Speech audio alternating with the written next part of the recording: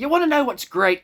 Before committing to buying the fairly pricey classic Doctor Who collection Blu-ray standard edition re-releases of the seasons that I'd missed out on, because I wasn't a Doctor Who fan at the time, I decided early on in this review series that, you know what?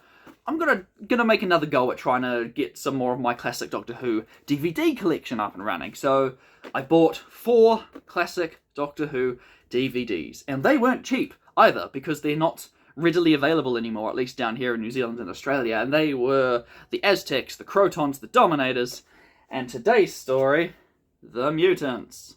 $28 per DVD, and fast forward 1 year later, you want to know what's really great, what's just super awesome? Disc 1 won't play due to region restrictions. Hooray! More wasted money. Oh, don't get me wrong, Disc 2 works just fine, so I can watch behind-the-scenes photos and special features, but I can't watch the episodes themselves. Whoopee. The exact opposite to the whole Aztecs thing, where Disc 1 would work, but Disc 2 that had the abridged Galaxy 4 reconstruction just didn't work. But in this case, the episodes themselves, I can't watch, so looks like it's back to nobody's favourite Daily Motion again. Oh, it's fine. I'm sure it'll be worth it in the end. What? I don't... What? Oh man, I was in such a good mood. I was willing to give this one a chance, but I don't want to talk about this one, man. Oh.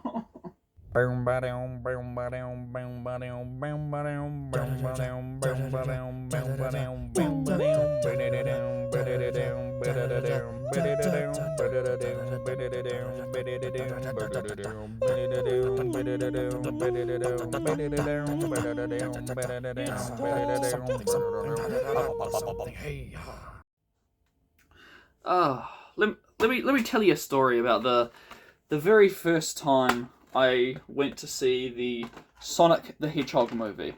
I didn't have great expectations, but at the very least, I was still hoping for just a good fun time. Throughout the film, every time something good happened that I enjoyed and felt like it fit in a Sonic the Hedgehog movie, it was followed closely by something so out of place and dumb or just plain cringe that really killed the vibe. The entire movie went on this way. Something good, something bad, 50-50. It wasn't until the final few minutes of the film where Sonic does a silly little Fortnite dance for the second time in the movie, which actually replaced a less cringe dance from the trailers, and it just left one final sour taste in my mouth. I left the theatre, and as average as I found the film, just like a perfectly generic family or kids film that had Sonic forcefully inserted into it, I could have convinced myself I liked it, but I couldn't get that sour taste out of my mouth, and that's just the impression I was left with. The Mutants, a 6-part serial from 1970, who cares, is very similar to my initial Sonic the Hedgehog movie viewing experience. I had one viewer cut it some slack and say that it was their personal point where they felt Jon Pertwee really came into his own as the Doctor, and another viewer that warned me several times that it was just straight up irredeemable garbage. My friends, I sat through this overly long, drawn-out, 50% good, 50% bad serial, doing my absolute best to appreciate what it had going for it, right up until those final few moments where my brain just melted out of my ears and I lost all hope. The ending I will spoil for you now.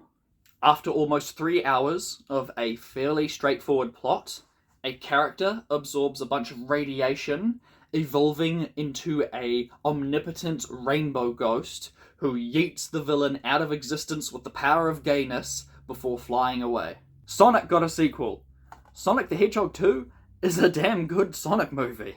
It was number 3 on my top 10 films of 2022. This dumpster fire gets no sequel, no redemption. Any and all goodwill I had towards the Mutants was thrown out the door when I witnessed that colossal train wreck of an ending. I try to avoid overdramatic exaggerations for comedic effect, but damn it, this is the dumbest thing I have seen in my time as a Doctor Who fan, and that's saying a lot. I do not recommend this one. Stay far away from the mutants. Only give this one the light of day one time just to say you've watched it and completed your classic Doctor Who marathon, and that's it. I do not wish to think of this again. I don't even want to talk about it. And what's worse is I own this piece of on DVD now. And it doesn't even work! And so now, to save you from curiosity, I shall attempt to briefly summarize the plot so that you know you're not missing out on anything. Don't watch the story, just watch this video. Starting things off on a familiar note, the Time Lords materialize a package for the Doctor to deliver, a package that will only open for the person it is intended for. They can do all this, and yet they can't just send the package straight to the person for whom it was meant. Instead, getting the Doctor to do it like a glorified time-travelling postman. Postman Pertwee, Postman Pertwee, Postman Pertwee and his full-colour TARDIS. So, the Time Lords can apparently reactivate the Doctor's TARDIS whenever they have an errand for him. But didn't the Doctor have like a broken dematerialization circuit or something? Like, that was a pretty big plot point in the last couple of seasons while he's been stranded on Earth, is trying to fix his TARDIS, but the Time Lords are just like, screw it, it's working now. Go deliver this message to somebody. Oh man. Whatever, I just wish they would come up with a more original setup for a third Doctor TARDIS adventure, instead of using the same thing 3 times in a row now, which is, oh, Time Lords have got a mission for you, Doc. Your TARDIS is working for one in serial, just go do a thing. Okay, now for the attempted plot synopsis. This isn't exactly the most complicated storyline, but it is a lot. Like, it's convoluted, there's heaps going on, so just prepare yourself. Try not to fall asleep, but if you do, I completely understand. I have given up all pretense of, trying to memorize notes, so I'm literally gonna read directly from my notes to try and just explain the plot. Because like I said, you don't deserve the suffering of watching the mutants, so, here we go. So, the Doctor arrives on a space station run by humans from the 30th century. The humans have ruined Earth, what a shock, so have come to this new planet to use up all its natural resources.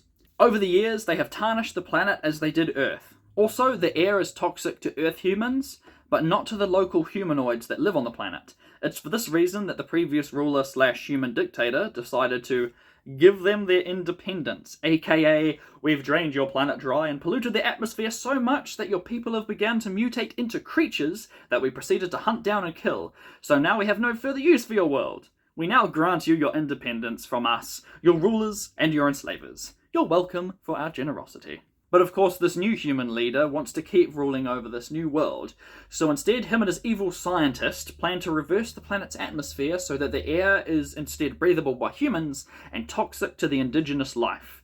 There's a conference, colonists, delegates, bad guys, talks of genocide, and atmospheric processor, all before the Doctor and Joe even arrive. There are 2 groups of people living on this planet, the warriors and the normal folk.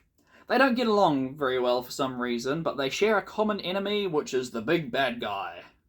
I don't remember his name. The Doctor figures out that this Kai guy is the one that the Time Lord's package is meant for, and like a good little delivery boy runs off after him, leaving Joe to get captured about 3 or 4 times. The warriors try an insurrection and die, so that was a waste of a couple of episodes. The Doctor and Joe, in between kidnappings, are rescued from the mutants by another Earth scientist who went missing long ago, but believe me, I'm sparing you a lot of needless filler. Here's where I reckon I encountered a pretty serious plot hole. The Doctor gives the package to Kai, the one who the package is meant for, so it opens for him, and it's just a bunch of carvings on little stone tablets, which Kai has no idea what they are. But the scientist, the missing Earth scientist, can understand them? So why didn't the Time Lords just make it so that this scientist guy was the one meant to open the package? And it's not like Kai led them to this mysterious scientist. If it's not a plot hole, it's just terrible writing. I'll give the story credit. When the Doctor and the Earth scientists decode the tablet, it does lead to a pretty interesting revelation about the mutants. So it turns out that all these people that have been evolving into mutant creatures is actually their species' unique way of dealing with 500-year seasonal cycles. It's a bit far-fetched that because summer, autumn, winter, and spring last for centuries each, that these humanoids evolve into weird lizard bug-type creatures to survive the elements changing, and they somehow don't know their own history, like, oh yeah, this is normal for us. But I guess I could chalk it up to nonsensical, understandable sci-fi randomness. Especially since it's explained that these mutant creatures aren't actually the next stage of their evolution, but instead a byproduct of the radiation that the evil scientist has caused on the planet. Like I said, I could potentially believe that, up until that stupid ending where it reveals that the actual final form these people are supposed to evolve into to survive the long winter is a friggin' omnipotent rainbow ghost. What the fudge? Nope, I am done talking about this. Magical ghost Kai yeets the bad guy out of existence. His evil scientist is presumably punished. We don't know. Maybe they explained it. I just completely missed it. But everyone lives in happily ever after the end. Oh gosh, that ending. Really puts Sonic flossing into perspective, doesn't it? It's almost as annoying as some guy revving his engine outside my window, for no reason. He's just sitting in the parking lot revving his engine. Like a small dick loser. 45 minutes of noise later, the locations are alright, but the indoor sets are a lot less impressive than like the real world locations we've been seeing a lot in recent serials. The effects are arse and completely unnecessary. The writing is also arse in my opinion.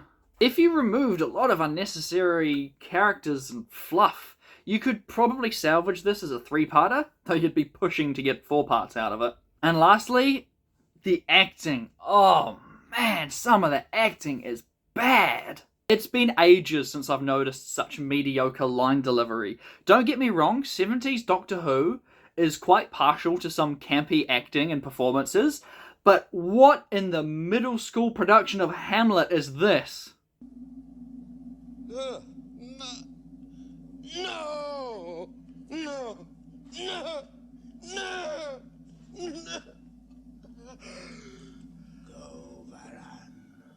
And sometimes the bad acting and bad special effects combine to create the perfect concoction of cringe.